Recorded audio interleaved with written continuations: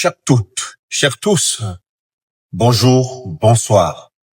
Je suis Kimiya, professeur des universités et président du mouvement pour la libération et le développement du Cameroun, MRDC. Je prends la parole aujourd'hui pour poser une question fondamentale.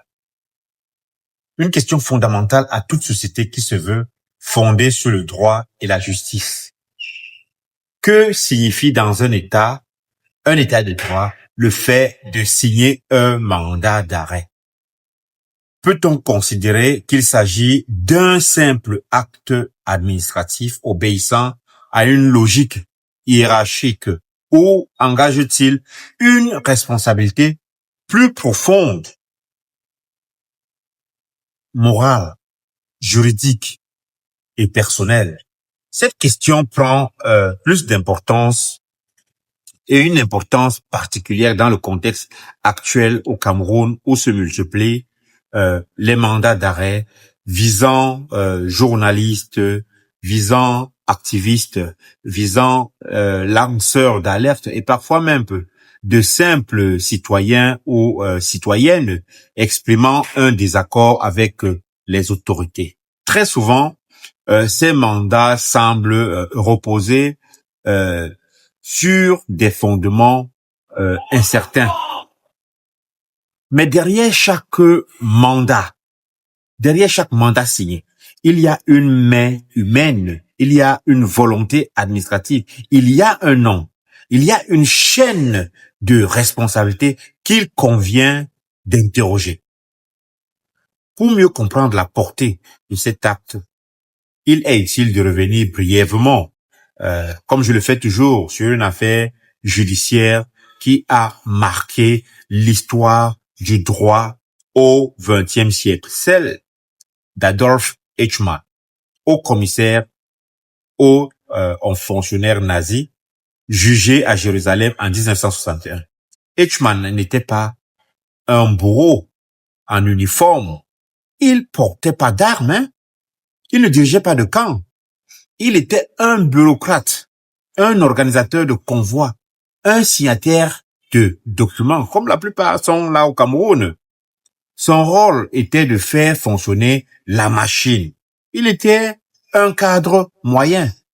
Lors de son procès, sa ligne de défense fut constante. Je le cite, « Je n'ai fait qu'obéir aux ordres ». Fin de citation. Il disait être loyal, discipliné et professionnel. C'est précisément ce que la philosophe Hannah Arendt, présente au procès, a nommé la banalité du mal. Elle observait non pas un monstre, Eichmann n'était pas un monstre, c'était un homme ordinaire, comme vous et moi, incapable de penser par lui-même, appliquant des ordres sans jamais se demander s'ils étaient justes. Hannah Arendt écrit alors cette phrase qui est restée célèbre dans la mémoire politique. Je la cite, « Le mal peut être banal dès lors qu'il est commis sans penser ». Fin de citation. Cette réflexion ne s'adresse pas uniquement au passé nazi.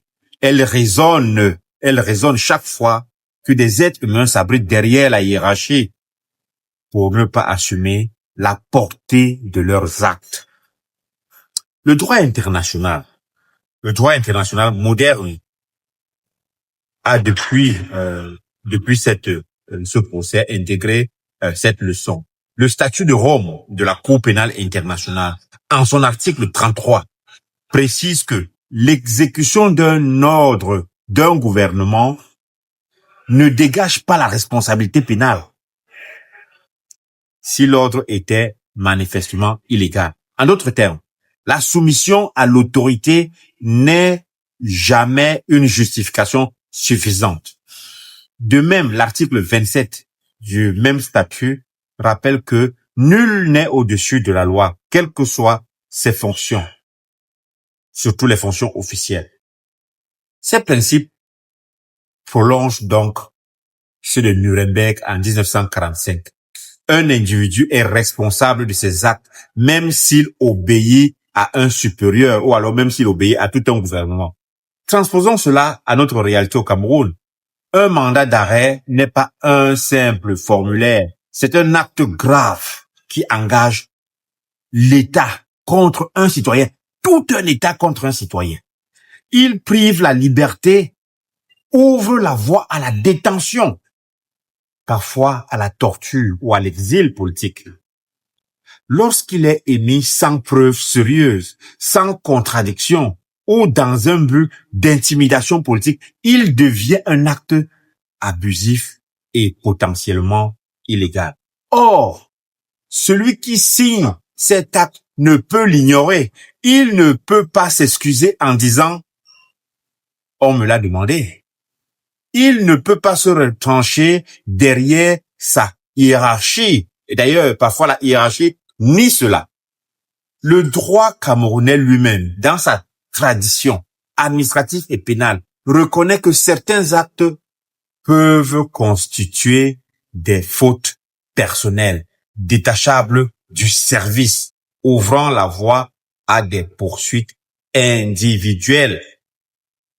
Quant aux engagements internationaux, et surtout ceux du Cameroun, notamment le pacte international relatif aux droits civils et politiques, il protège tout citoyen contre la détention arbitraire et impose aux autorités des obligations légales, de transparence, de proportionnalité dans l'exercice de la puissance publique. Je voudrais rappeler que je ne suis pas ici pour appeler à la désobéissance. Je suis ici pour rappeler un principe de droit fondamental, universel et consenti par toutes les démocraties modernes, y compris celle du Cameroun. La responsabilité n'est pas collective, elle est individuelle. Chaque fonctionnaire, chaque magistrat, chaque officier de police judiciaire est un acteur de droit. Et à ce titre, il porte la charge de réfléchir, de discerner et mesurer la portée de ses décisions. Ce n'est pas un droit, c'est un devoir. Un jour viendra où notre pays se relèvera, où la justice redeviendra indépendante et où les actes posés aujourd'hui même seront relus à la lumière de la légalité. Ceux qui auront abusé de leur pouvoir devront certainement répondre. Et nul ne pourra dire « je ne savais pas ». Car signer, ce n'est jamais un geste neutre. Et penser, ce n'est jamais un luxe. Je vous remercie.